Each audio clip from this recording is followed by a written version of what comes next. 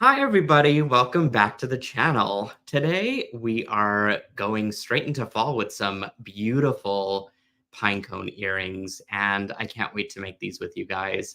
Sort of the kickoff for my workshop this month in a series of projects inspired by fall. A few notes before we get started is that this is a live show. And so what that means is I have my friends here with me that are in the comments. And I just wanted to say a quick hello to everybody. So this is probably the part in the video where you can, um, fast forward through some of this stuff. I feel like I'm getting stuck, but maybe not. Hopefully the internet gods will be on my side today. Hi, everybody. Hi, Becky. So good to see you guys. And Stephanie is here. Hello and happy birthday month to you, my friend. So, real quick, if you guys don't mind giving a share to your creative groups out there for this video, and make sure to give this video a big thumbs up over on YouTube and do subscribe to the channel. If you haven't already, all these things are very important to let YouTube know that this is a important channel, and hopefully that I am on the right track for bringing you guys the best and the most creative projects that I possibly can. Questions are welcomed. I will be reading these comments as we move into the video. And we're just going to hang back and kick it, I guess. Let me, in the meantime, show you what the project looks like. These are our pine cone earrings. Delicious, are they not? So easy to make. We're going to be using 3-needle chain to create these and some things from the kit. So I am going to swap my camera around and we will just kind of get right into it. Here's the earring as one format or one earring in total. And I thought I would make the other one with you guys while we're here. So what you'll need to get out are a few different things. The chain nose pliers and round nose pliers as part of our tools. These are from a company called Weber's. I absolutely love this company, and they make incredible tools. I've got a full set of these. In fact, there's like I think 5 in the set, and then all my other tools are pretty much mixed, matched, just depending on the use, of course. Let's see, and I'm pausing here to make sure I read these comments. Elizabeth says these earrings are so cute. Cannot wait to make them. Absolutely. Our friend Teresa is here from the Silkies group, shared to our groups. Absolutely fantastic. Thank you, Teresa. Hi, Kelly, over from YouTube. And everyone in the, she also says hi to everyone in the chat. So fun. Alrighty, so the other thing that you'll need is a pair of cutters. I also love this project in general because it doesn't require a whole lot of tools to create this beautiful earring, and it's going to kind of just come together so quickly. Okay, let's get into our other supplies here. You will need a couple feet of the 3-needle chain, which looks like this. Now, this is the materials list are for both earrings. And so if you're making a single earring like I am, just, half everything. But I have got the 3-needle chain in hand. This is the bronze, excuse me, the bronze color. 3 needles rotate and stitch a single wire that's I say as thin as your human hair, but in actuality, it is 32 gauge knitted into this beautiful, very flexible, very thin chain.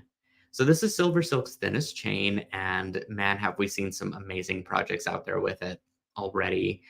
One of our friends over in SilverSilk land, Danielle Wicks, has done some incredible projects and has added so many new designs to our YouTube library. So when you're over on YouTube and subscribing to this videos and channel and stuff, definitely check out the other projects that are 3-needle because it is an incredible collection. And so have some of that out. I've got a full foot that I'm working with for this earring.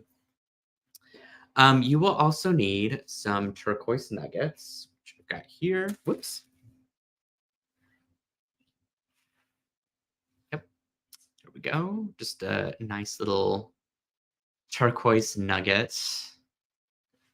That's just for the bottom of the tree, or no, that not tree, top of the pine cone. And then you will also need a matte tiger's eye. I've been obsessed with matte tiger's eye here lately. Do you guys see that shine? It's super cool. Okay, so I've got some of that out, and then some. Whoops, mouse is in the way. Some head pins. We've got the SilverSilk head pin. I need to use my. Let's see if I can reach behind me. Grab a pair of nylon jaw pliers as well as my chain nose pliers, and I'm just going to kind of straighten this out a little bit better. All of my findings have a brass core, including the head pins. So they're excellent quality, and I also think that the nylon jaw plier work hardens it, but they all have the same plating. And so you're going to see a very high quality polish, tarnish resistant plating, and the finding itself has just the most incredible core. You can also see that there isn't a like coating of color.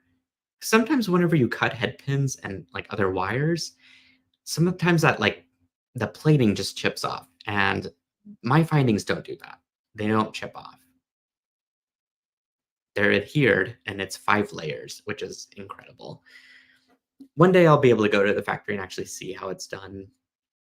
And maybe not, I don't know. But I really actually want to. Okay, and then we need some seed beads, which I guess these are not in the materials list, so I apologize for that. But they are used as little spacers in between the pine cone making loops that we'll do with the 3-needle chain. Hey, Debbie. She says that she is just now joining in. I'm going to flash her comment real quick. Good to see you on here, Debbie. All righty. Let's get started with this creative little earring. I'm going to string on my matte tiger's eye first. We're off to a very easy start.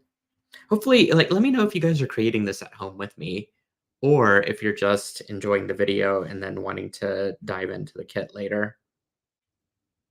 And by kit, I mean the turquoise Timberline kit, which is unfortunately sold out. But you can pick up the parts and pieces from the pop-up shop. All right, so sometimes whenever you cut SilverSilk chain, not even sometimes, most of the time, you're going to get these little wire remnant bits here at the end that you kind of just have to pluck off with a pair of chain nose pliers. They're just kind of annoying and in the way, and it's best to, clean up the ends and not deal with it once you have it in there. Okay, there we go. That's nice and cleaned up. The wire itself, it doesn't fray. It is going to stay completely knitted as you work with it.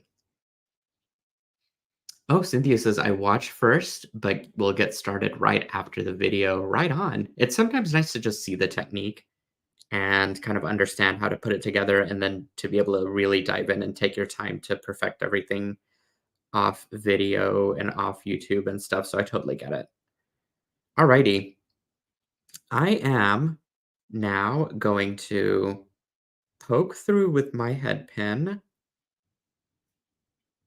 about a 1/2 inch into the chain. Now, if you are having trouble getting the head pin through, you can use a beading awl,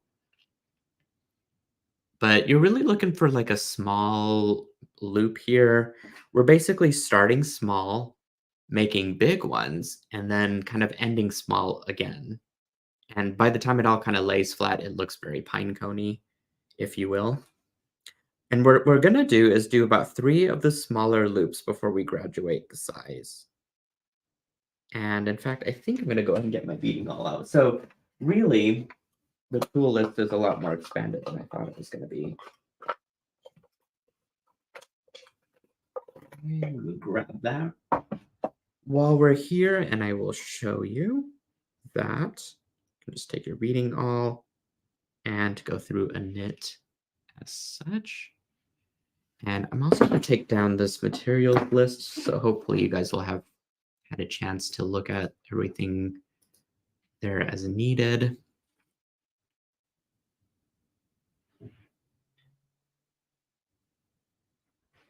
And let me put this other banner back on. There we go. Now we're cooking. Alrighty. So at this point, I've got 2 of the loops on, and I'm gonna make a third one.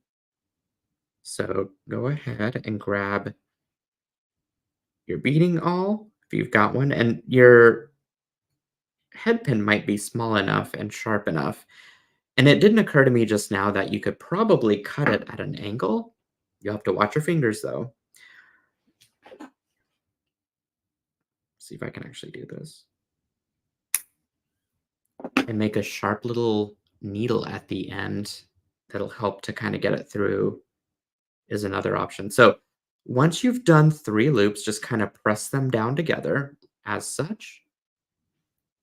And don't worry about fluffing everything up at this point. It's gonna like switch places and move on you as you continue to work your way up with the pine cone makery.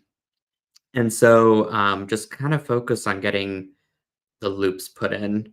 So I'm going to string on a seed bead, size 8 seed bead in that beautiful red fire finish. And I'm going to kind of make the loop slightly bigger on this one. So where we were doing 1/2 inch, we are doing a full inch now. And just kind of measure it with your fingers, eyeball it. We don't have to take this super seriously and measure everything, to the point. It can be a little bit more organic. And I'm just going to do a couple loops before I string on another seed bead.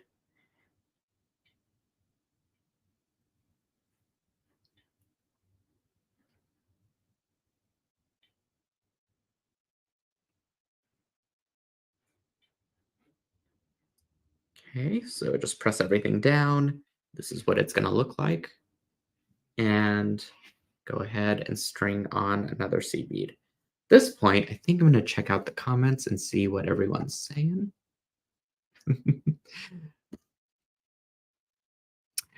Love this technique and style, says Kelly. Oh, Debbie's also going to watch and then create solo.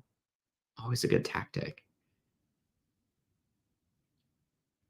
Kelly says also love the organicness of this earring. Yeah, it's so much fun. All right, so keeping with that 1 inch mark, continue to go ahead and poke through your 3 needle mesh. Okay, and again, we'll just go 2 at a time here. What I do is I make one that's about 1 inch and then one that's about 3/4 to a 1/2 inch. That way it just stays nice and fluffy and, does well with the filling in of the size um, for the, I guess, like it just kind of varies the size up a little bit and makes it fuller rather than having them all the same big size loops. Okay, so let's string on a seed bead. You're going to do this a total of 5 times, by the way, and should have about 4 or 5 seed beads in total in the in between area here. Okay, go ahead and string that through. Oh, hi, Zach. And she says, lovely technique.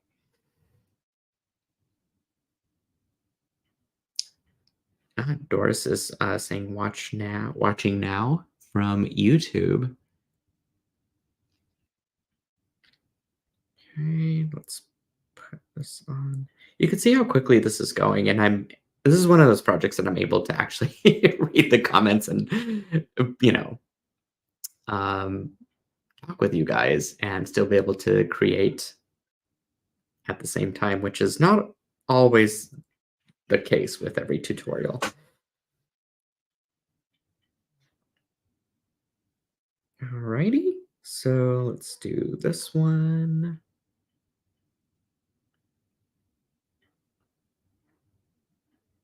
Hi, Davs. She is saying aloha over from Hawaii. Good to have you here, Dav. And I've missed seeing you. I love seeing names of people pop in. It's wonderful. Hi, Sherry, over from YouTube. Okay, again, just vary the sizes. Do not make them all 1 inch. Kind of vary them between 1 inch, a half inch, and a quarter, 3/4 of an inch. And then start to kind of taper in once you get to that last final fifth seed bead. So I'm going to put that one on, and I'm going to do 3 smaller loops to finish this out. So try and hit that half-inch mark on these. And if you can't get 3, that's okay. You'll need at least 2 to make this work. So there's 1. I think I can barely squeeze 3 in, so I'm going to try and go for it. There's 2. And you know what? We will just try and tuck this little guy in. And there's 3. So there we go.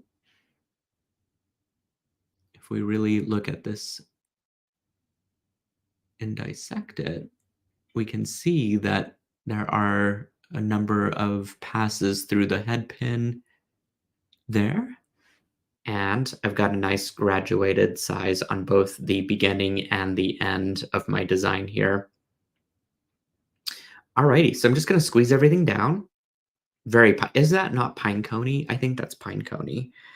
And at the very top, that's where I will add my turquoise nugget that I think I've already misplaced. Oh no, here it is. Oh goodness. Which just adds to the entire wonderful outdoorsy feel to this, doesn't it? And then the very end, I'm going to go back through and kind of fluff these and make them lay and sit the way that I want them. Word of the day. Can you flash that on screen, Joan? Pine coney. It's very pine coney. Okay. I am going to create a simple loop simply by pressing that wire perpendicular to the rest of my stem here. And I'm going to trim a little bit of this wire off before I start to curl it in with my round nose pliers. So I want to leave about a half inch, maybe just a little under. And at that point, I can grab my round nose pliers, find a spot on my pliers that's going to give me a nice small loop, and just make sure that there's nothing sticking out there at the top. And then go ahead and just curl in. If you've got a little extra, which it looks like I do, you are going to trim off the amount that you need to continue to roll in, which means I don't have too much left. So I'm just going to trim off a tad bit from the top there, get it back into my pliers, and continue forming that loop. And you can see that that loop lays nice and perfect. I've got a very tiny gap there that I'm going to fix just by pressing this together, but otherwise, we're in pretty good shape. Okay, at this point, you can go ahead and if you want to add in your earring wire, and then now it's time to go through and start to fluff this down. So I spread these out and then I just kind of make them lay flat as such. in all directions. And you don't have to do that. This is just, one way to kind of make this more pine coney, because that's the word of the day.